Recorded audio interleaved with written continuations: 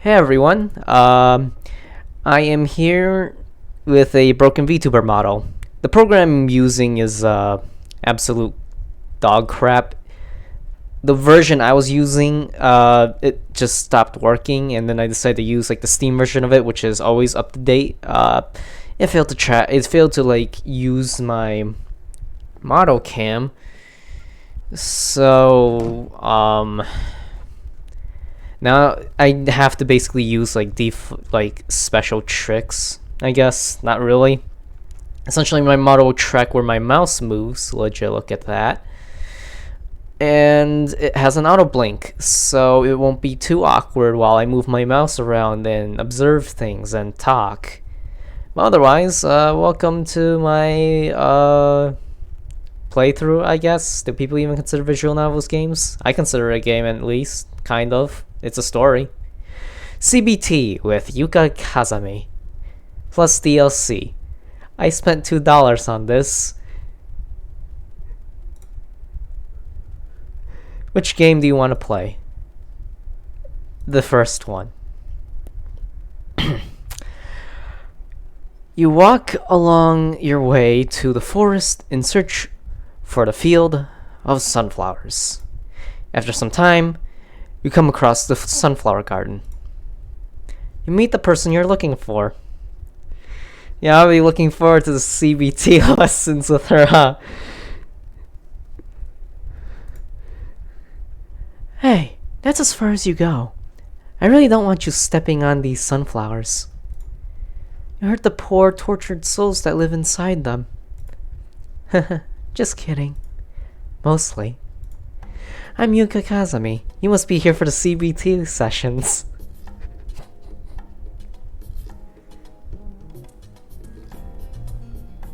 Oh, there's music. It's just so silent. Or I didn't have my volume turned up enough. I mostly just keep to myself and enjoy the company of flowers all year round. I figured it can't hurt to learn more about humans and how their minds worked. So I picked up a psychology book that the half-yokai shop owner had laying around in his store. It was there I learned about cognitive behavioral therapy. It seemed pretty useful, and I couldn't help but want to share it with a few humans.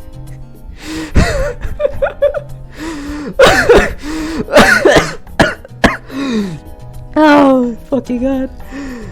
Ah, man, when I saw this fucking game on the Steam store, I was like, what the fuck? And then I looked deeper into it, and apparently it was literally a series about cognitive behavioral therapy. Apparently it's good according to reviews. Either way, I'm fucking dying on the inside, laughing. The irony that... You know what? I'm not gonna say much. No matter what I say, it's gonna be cringe. And here we are. So glad you could make it. Really glad you could make it. You glad. Why though? Anyway, it's so nice of you to join me. The human mind. It's deep and complex. It's amazing. But at the same time, it's quite irrational. Downright absurd at some points. Our brain is ultimately trying to protect itself, but sometimes it overreacts to things that aren't really viable threats to our safety and well-being. These irrational thoughts can cause a slew of problems to our mental health. Yeah, true. I got my knowledge from psychology mostly through observation, but when I went to therapy, I also learned like a bit of psychology from my therapist. This is one of the few things you kind of learn. It's yeah. It's basically maladaptive. It's every single time any person really does any like whatever thoughts you have, maybe an overreaction or whatever, it's just like your body trying to protect you. Though you know, sometimes it's maladaptive, aka instead of like reacting normally and appropriately and proportionally, you may sometimes overreact, and your life can end up getting real fucked up just because of a maladaptive property of you know, your mind trying to protect you. It cares for you, but you know, it really does a fucking poor job at it. That's where cognitive behavioral th- wrong tone. That's where cognitive behavioral therapy comes in. I honestly do not know much about cognitive behavioral therapy other than like think about it in a different way, in a different view. So this will be interesting. Apparently this person did some real good research according to the reviews, or maybe I misinterpreted them. Either way, let's see. Essentially, cognitive behavioral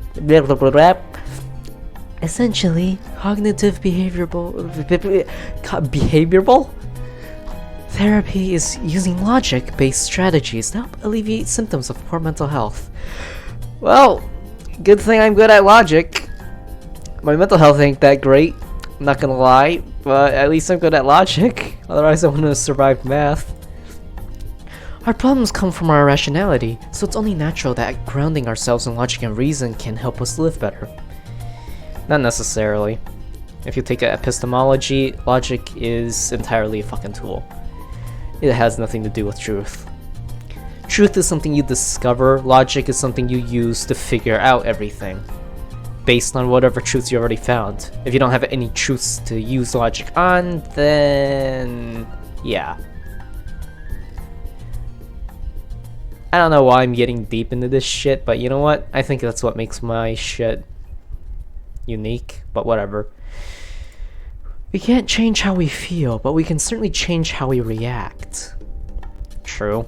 You can't control your feelings. Well, kind of, but it's mostly that if you feel one way about something, if you feel like experience emotion, you should just let yourself feel it. If you just like try to not feel something like anger, then you're just damaging your own mental health, and you don't really get rid of it in the first place. Just leave it hanging around in your mind until it blows up. And oh boy, it's a bad fucking thing. Took me quite some fucking time to learn how to do that. And by changing how we react, we eventually change how we feel.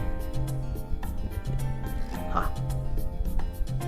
Is that how it works?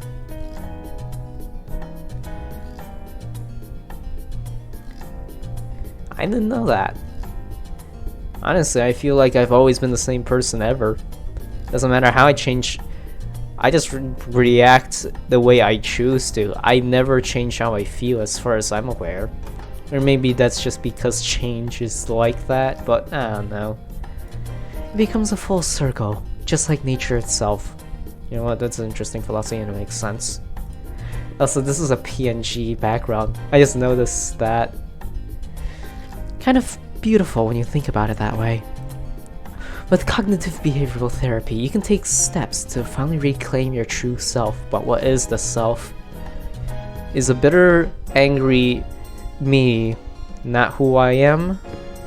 Or is that simply something, you know, it's another thing I also just...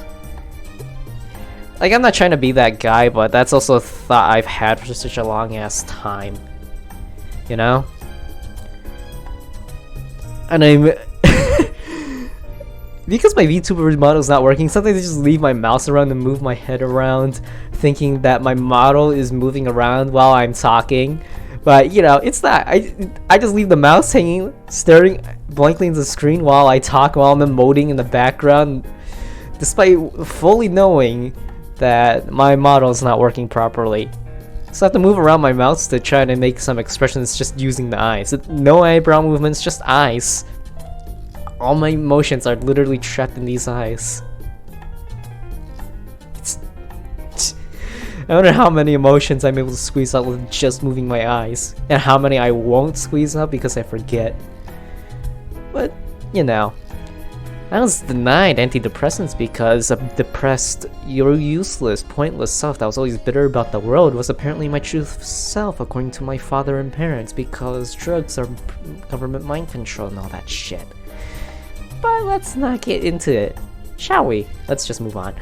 With that said, this is different from simply giving you advice. There are actual activities that you have to try multiple times to see results. But you wouldn't have come all this way to not put at least some effort in, right? Sometimes I get bored and simply take walks. Trust me, no matter how many strategies I apply, there's no way I'm gonna change. The world's too crappy. And I really should update my VTuber model. You know what, while like this program isn't working, maybe I should update my VTuber model in the background while I'm busy at work and shit. My art style also has improved way more than this current model is showing. I don't know how to... If you guys have seen like my art on Twitter or I'm on Pixiv, you guys could probably tell that, but whatever. I need to stop talking and get into the content that you guys are probably looking forward for, but instead of me just talking and rambling like a dumbass. It wouldn't be very nice to waste your time here. Of course, I can just pause the video however I want. Like, this is a visual novel. I can just take pauses. It's not like a live action thing where I have to be in action all the time. I can take time to explain my thoughts. It doesn't matter. The entire thing that makes all these VTubers interesting is probably our personal opinions, yeah? Just seeing the views that other people have. Really, that's just me. Who knows? Oh well. It wouldn't be very nice to waste your time here. Or my time. Oh. Yeah, I'm interested. I won't waste your time. Wouldn't be nice. At all. There's just like a menacing little threat there. With that said, let's begin the first lesson. This one is about negative or inaccurate thinking. In life, sometimes things do not go our way. Naturally, this is perfectly normal and bound to happen eventually. However, sometimes we think of the worst possible things as a result of when the unexpected occurs. As a result, we may develop certain lines of thinking that are not in line with reality. To combat this, we simply just need to challenge these overblown thoughts with reality. For example, let's say you said hi to a friend you saw across a hall or a street. I don't have friends, but I'll consider it and imagine it anyway. But oh no, they seemingly completely ignored you. Now tell me, what is the reason for this? They probably just didn't hear me. Still doesn't make it hurt less, but they probably didn't hear me. What usually comes to mind when something like this happens? That they're purposefully ignoring me, even though it's not. My friend hates me. I must be dumb, stupid, and ugly. This one seems more closer to something I think. It's common to think that at first glance. Well, as you have just demonstrated, it's easy to fall to a conclusion and think it must be our fault when something like this happens. However, this is mostly an emotional side talking to us this way. You have not yet challenged it with logic. Now, I will demonstrate some more logical grounds as to why your friend might have ignored you. Because they hate me. It's entirely possible. They could have been busy with something that took up all their attention. They thought I was a stranger calling someone else. They could have been dealing with something serious and your voice was drowned out. They simply didn't hear you. See, isn't that better? Don't you find it's much more likely that they just didn't hear you than them hating you over something you're not even sure would have made them upset? Yeah, it's probably more likely, but you know, anxiety always says otherwise. Pain. Anyways, next time you think of such negative thoughts, try to counter it with logic. Hopefully I can. It's not always possible. Well, I guess that's also a weakness with it. I don't know how I describe it otherwise. You don't know the truth. You can make up a bunch of assumptions. But I guess it's mostly what assumptions you ought to make, and which ones are probably healthier to make. Instead of thinking, they walked past me because they hate me, try something much more logical, such as, they were probably busy with something else and then simply didn't hear me. I didn't have COVID for 2 months. I was infected by some dumbass viral infections, and it's still affecting me. Yay! Of course, it doesn't apply to just friends, it can apply to anything. For instance, I myself don't particularly have any close friends, but I still worry about some things. When I go flower gazing, a thought will pop in my head. I think, oh no, what if someone interrupts my gazing and ruins the flowers I enjoy watching so much? But then I go, don't worry, the moment he so much as creases these flowers, I'll slowly turn him inside out with my pinking finger and make his family watch. I just feel so much better afterwards. That honestly sounds beautiful. But such a thing doesn't really relate to you. Here's one. Let's say you want to go to the doctor, but you're scared of needles and don't want to get seriously injured. I'm not scared of needles. I'm gonna be perfectly honest, once you get used to it, no, not used to it. The doctors told me that it really wasn't the needle itself that hurt so much as for the medicine inside the vaccine. Or I have to get one, you know. I guess kids usually just think like, oh no, sharp needle hurt. No, it really, surprisingly, if you think about it and just like increase your concentration, like the area of pain instead of ignoring it, you kind of notice that the needle just goes in, it's just like a little pinch, painful, but not really that bad. And then the doctor quickly injects the medicine into you as quickly as possible so as to make the pain real quick. You might not even notice it, but as soon as you feel the liquid flowing inside, it is absolutely fucking dreadfully painful. Not that painful, but once you notice and just like focus on the pain and how it feels, it really isn't that bad. Which is why I really don't mind vaccines anymore. In fact, I kind of get off to them. Never mind. Once again, just challenge it with logic. Counter with something like, she's a trained professional who has done this countless times. The chances of anything going seriously wrong are extremely low. Unless the doctor's on red ice. Now I hope you get the general idea. Overall, if you get any negative thoughts that are causing you unease, be sure to try and challenge them with logic-based thoughts. Oh, I wouldn't try to have grand arguments with yourself in your head, just simply address the thoughts. Well, I could have been told that a long time ago, huh? Or maybe I was, but I never stop arguing in my head with that shit. That explains why I'm so messed up in the head anyway. And remember, you don't have to entirely believe what you counter it with. The important thing is to just respond in an appropriate manner. Really? I figure if I don't believe it, it just won't stick. And if I don't believe it, it's just, you know, I don't know, I'm just lying to myself. Like, how would I describe it? If I believed, like, the world... Not really, I guess, say someone hates you. And they're, like, literally setting you up to fail, you know? They do a bunch of stupid fucking shit. A bunch of aggravating shit. Who the fuck in any sane mind would do this shit, right?